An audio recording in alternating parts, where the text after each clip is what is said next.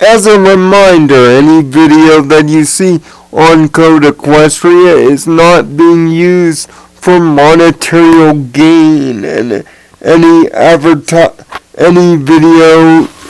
videos whose subject matter is about anything advertised is not being advertised for the gain of the individual companies therein. Audio video clips from the game are being directly recorded from proper video game capture sources and not stolen from the games themselves, and follow all proper codage of the fair use law. Got it? Translated. We're not getting paid for this by anybody. Enjoy the show.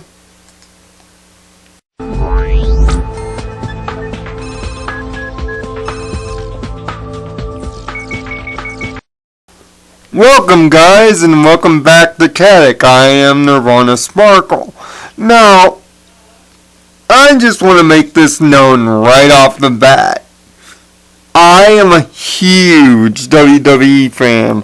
How huge am I? I've been a fan for about 25 years. I've seen just about everything. And that includes wrestling video games. I've played it on virtually every console that you can imagine, from the 8-bits to the modern day. And a couple years ago, when it was announced that 2K was taking over the WWE video game license from now deceased THQ, moment of silence, it looked like a breath of fresh air for the vaunted franchise that had gotten into a rut as of late. Last year, the guys at 2K were finishing THQ's last game and polishing it out.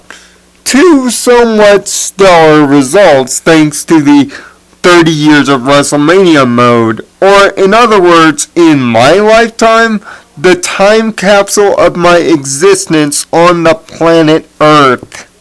Now, 1 year later, 2K is now officially on its own in the WWE spectrum. Now, can the guys at 2K and Ukes make a game that's up to standard? Now, granted, there is a last-gen version of the game that is extremely trimmed down, and I wouldn't recommend that to anyone.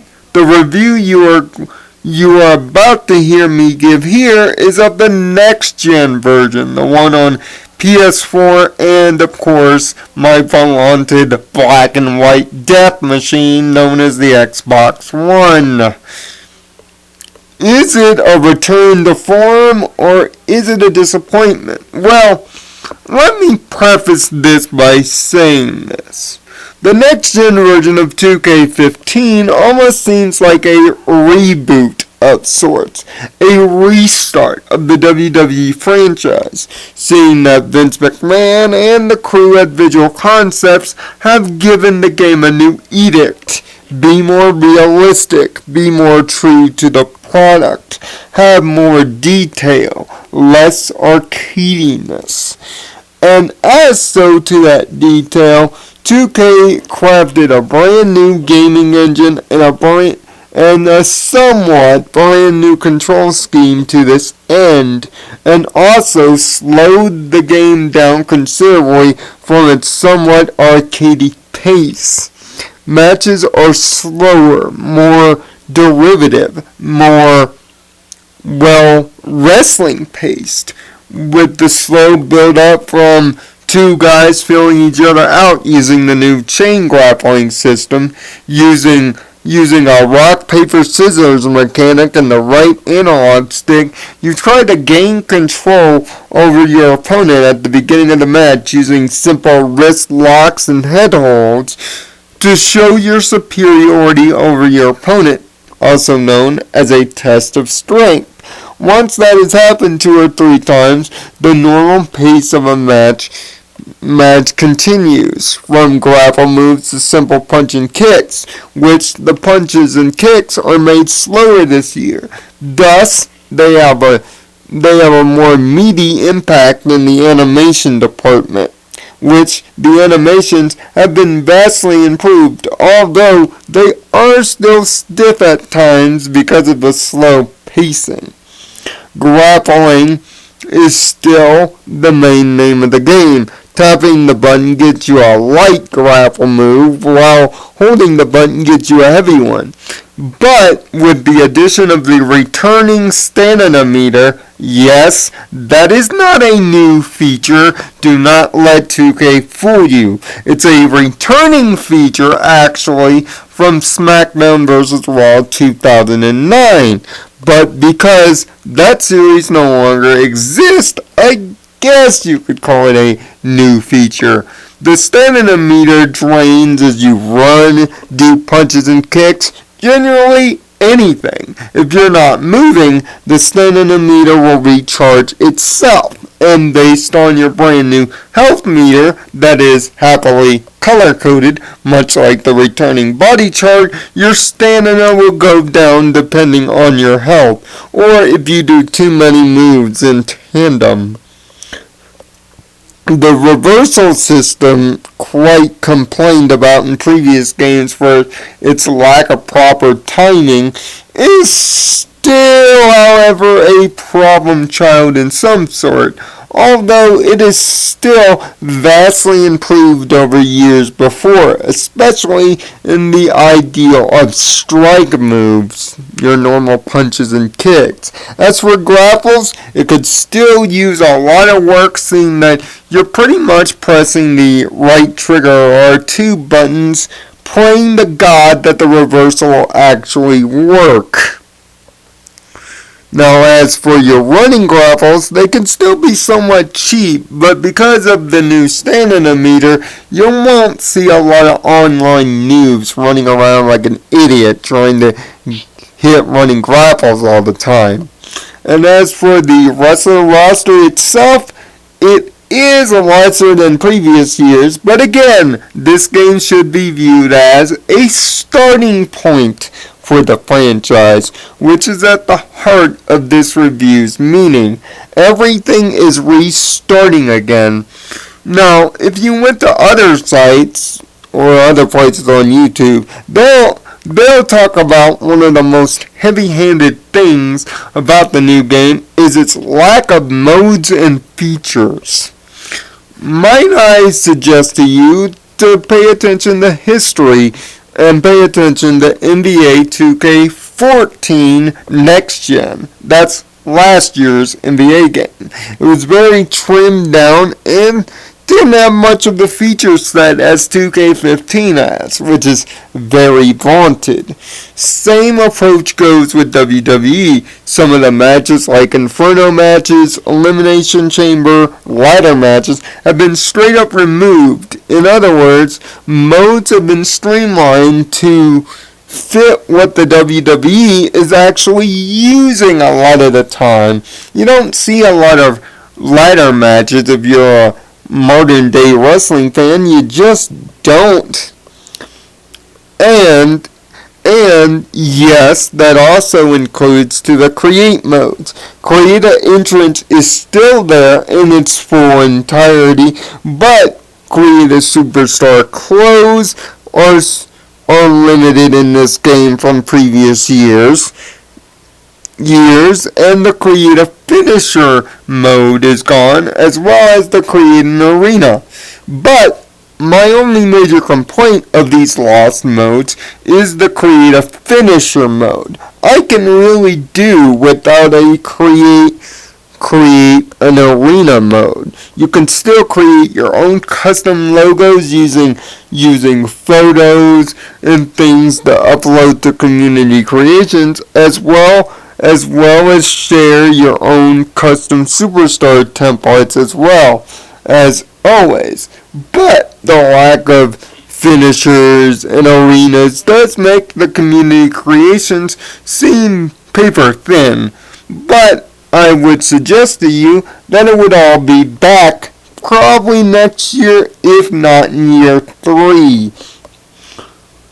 And there is a licensed soundtrack to this game featuring bands like Florida Georgia Line and B.O.B. as well as Avenged Sevenfold, among others. It's actually a pretty good licensed soundtrack. Now, the reason why I don't have clips in this review is because I don't want to get in trouble with the WWE, seeing that the theme songs and entrances for every one of the wrestlers is practically spot on. Yeah, there are a few entrances that are a few seconds late on pyro or video kickup, but that's for super wrestling fans to notice. Other than that, moves, entrances, everything is done perfectly. Even the commentary from my most hated nemesis, Michael Cole, and Jerry the King Lawler has been vastly improved. Yes, you have a lot of repeating lines as you're wrestling, but by and large, they are speaking a lot of brand new lines, 3,000 to be exact. But you won't notice those lines unless you enter the main single-player sub-attraction called the 2K Showcase. Similar to the 30 years of WrestleMania last year, this objective-based mode goes through 2 rivalries, Triple H and Shawn Michaels, and John Cena and CM Punk. More rivalries will be added, of course, with DLC packs that will add more wrestlers to the fray in the coming months. But as of this review, the mode is too short and the matches go by too fast. And, unless you're a WWE superfan, none of these rivalries really have impact. Unlike the 30 years of WrestleMania, that's a history lesson for wrestling fans both new and old, this one just doesn't carry the weight of its previous predecessor, making it kind of a useless mode in my opinion. A throwaway, something that's a good idea in concept and heartfelt, but not really worth your time. Your main time, though, will be spent in the WWE's Universe mode, which, unfortunately, because of the transition to next gen, has also been trimmed down, but not as much as the creative modes.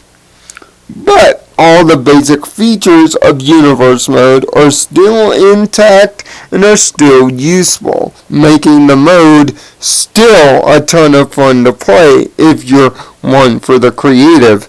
But the main mode that the next gen is banking on is My Career, 2K signature create a dude and be addicted to it mode, which you will somewhat.